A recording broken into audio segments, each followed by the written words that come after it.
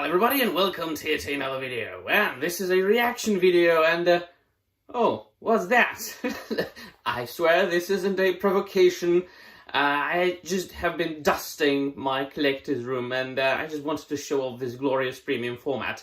Yes, this is a reaction to a Marvel film and I just need to preface this that I have always been more of a DC guy than Marvel. However, I have to say that the trailer for the Fantastic Four is something that I am absolutely excited about. And I will tell you why. I will tell you about the multiple reasons why I'm absolutely excited about the latest, or the first trailer for Fantastic Four.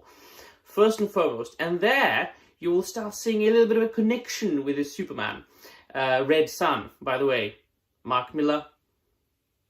My favorite Superman story. Cheers, man. But of course, that trailer absolutely had Alex Ross vibes for me. Now, we have known for quite some time that they would set the story of the Fantastic Four into the 1960s, I believe. And I have considered it a very good idea to set it a little bit apart from what is now known as the Marvel Cinematic Universe. They are, of course, introducing the Fantastic Four into the MCU, I suppose, about which I have kind of lost I have lost interest in the Marvel Cinematic Universe the moment they killed off Tony Stark. I have tried to watch some shows and some films and nothing really grasped me.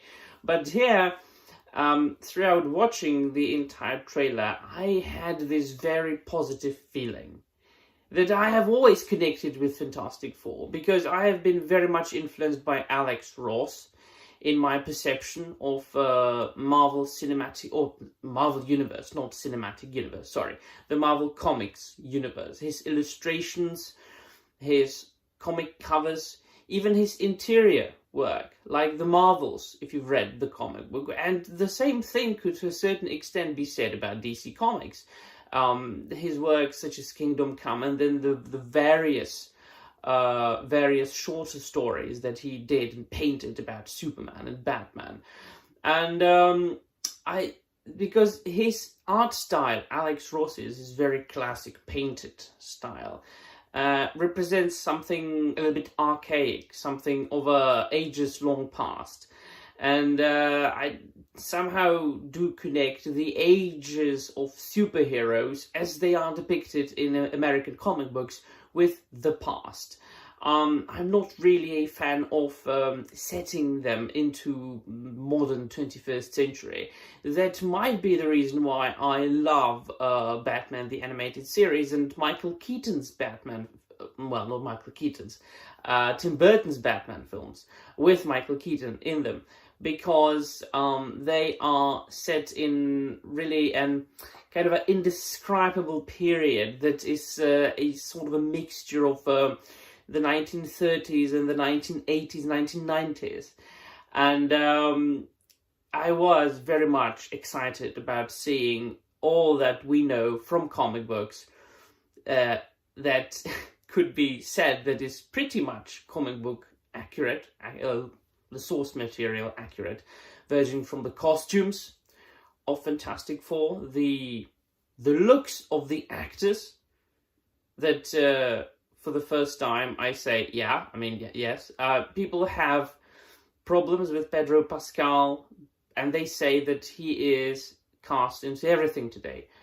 Well, I dare to disagree. First, he absolutely isn't cast into everything. And then, do you remember the 1980s? When Arnold Schwarzenegger was in like 5 films a year? Sylvester Stallone, the same. In certain periods of time, certain actors are more popular, certain actors are less popular, and they appear in more or less films, more or less frequently.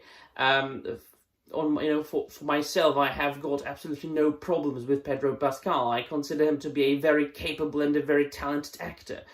And do you remember Michael Keaton? Come to think of it, comic book movies, people absolutely didn't like the idea of him portraying Batman, Bruce Wayne. It actually turned out being a great Batman, one of the most iconic Batman ever. And so I absolutely have got no problems with that.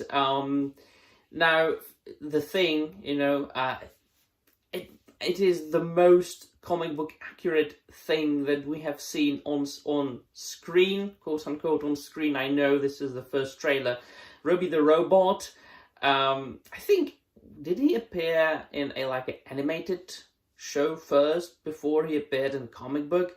Once again, I have to say I'm more of a DC guy, and as far as Marvel Comics goes, I'm more of an X-Men guy. I have read my share of Fantastic Four stories, but I am not as much versed in Fantastic Four as I am versed in, for example, Batman or European comic books.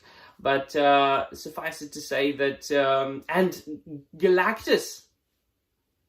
Some people have problems with, him appearing there immediately. Some people say that, there should have been like a setup like it was with Thanos. Well, I mean, we can't say yet, right? The movie hasn't come out yet.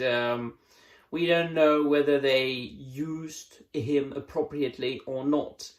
However, I think that we have got, in the recent past, news about the Silver Surfer, right?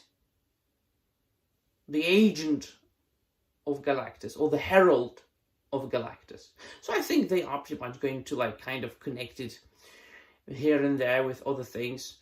But all in all, the effects, the retro style, the comic book accuracy, the blue car that we saw was absolutely. I mean, I'm not a car guy at all. I've never been into cars too much, but this really gives me the vibes of a proper superhero car of the kind of Batmobile and things like that.